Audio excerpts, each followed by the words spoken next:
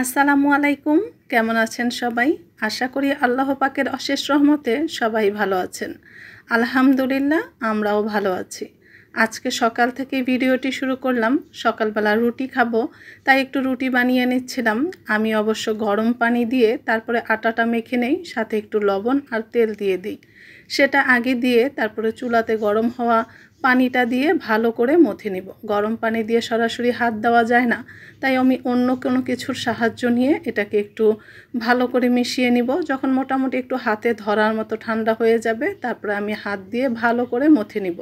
এই অবস্থায় কিন্তু অনেকটাই গরম থাকে, সহজে হাতে ধরা যায় না, তাই একটু সময় নিয়ে মথে তারপরে রুটিটা বানাতে হয়। তবেই রুটিগুলো ফুলকো ফুলকো হয়, অথবা রুটিগুলো তেমন একটা ফুলতে চায় না। আটাগুলো ভালো করে মথে আমি সবগুলো রুটি একবারে বানিয়ে নিয়েছি। এখন আমি একটা একটা রুটি সেঁকে নিব।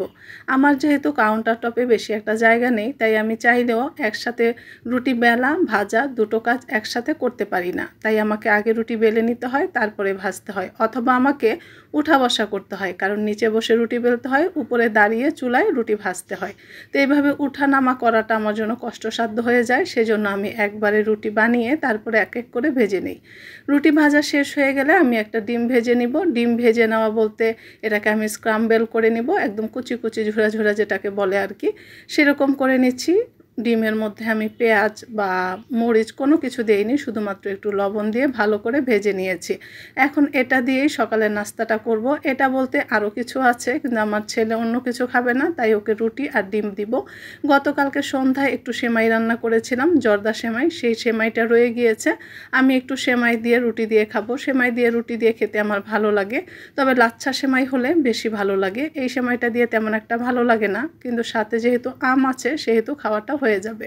আসলে আমরা মেয়ে মানুষ নিজের জন্য এক্সট্রাভাবে কোনো কিছু করতে চাই না, কারণ আমরা সেই সময়টুকু নিজেদের জন্য ব্যয়ই করতে চাই না, যেটা একেবারেই ঠিক নয়।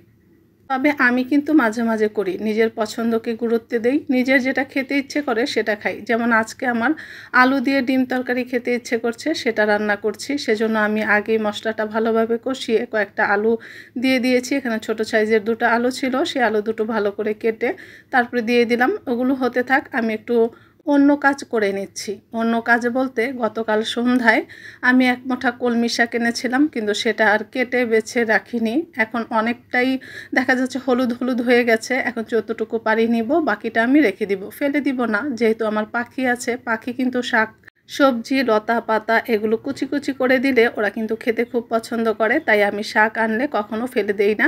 দেখা যায় কিছু অংশ ওদের জন্য রেখে দেই, আর যদি এগুলো হলুদ হয় সেগুলো তো আমি একেবারেই ফেলি না, সেগুলো কুচি কুচি করে ওদেরকে দেই, ওরা সুন্দর মতো খেয়ে ফেলে।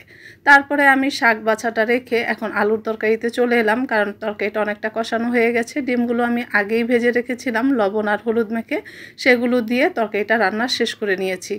তারপরে এই তো আমার শাকের অবস্থা আগেই বলেছিলাম যে বেশি একটা নেওয়া যাচ্ছে না। আসলে গতকাল সন্ধ্যায় যখন এনেছিলাম তখন কিন্তু ভালো সুন্দর সবুজ ছিল, আমি যদি তখন করে নিতাম তাহলেই হতো, কিন্তু সন্ধ্যার পরে না একেবারেই সময় পাওয়া যায় না। আবার এত ভোরবেলা রান্না করব, তখনও দেখা যাবে দোকানই খুলবে না, আমি শাক আনতেই পারবো না, সেজন্যই সন্ধ্যার সময় এনেছিলাম। তারপরে যাই হোক যতটুকু পেরেছি নিয়েছি, বাকিটা ফেলে দিয়েছি বলতে রেখে দিয়েছি আর কি, পাখির জন্য, পাখি খাবে। কলমি শাকগুলো বাছা হয়ে গেলে পাশাপাশি আমি পেঁয়াজ কাঁচামরিচ রসুন কেটে নিয়েছি, আর শাকগুলো আমি ভালো করে কুচি কুচি করে নিয়েছি। এখন রান্না করতে চলে যাব। শাকগুলো আমি ভালো করে ধুয়ে এখন প্যানের মধ্যে পেঁয়াজ রসুন কাঁচামরিচ দিয়ে ভালো করে ভেজে তারপরে আমি শাকগুলো দিয়ে দিব, সাথে একটু লবণ দিব, আর কোনো কিছুই দিব না।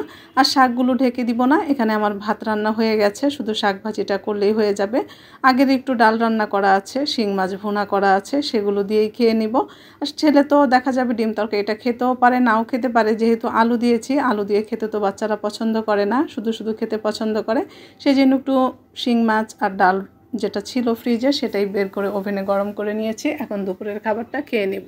সকালে রান্না বান্না দুপুরের খাবার দিয়ে আজকের ভিডিওটি শেষ করছি। সবাই ভালো থাকবেন। যদি ভিডিওটি ভালো লাগে তাহলে লাইক কমেন্ট করতে ভুলবেন না। আল্লাহ হাফেজ, আসসালামু আলাইকুম।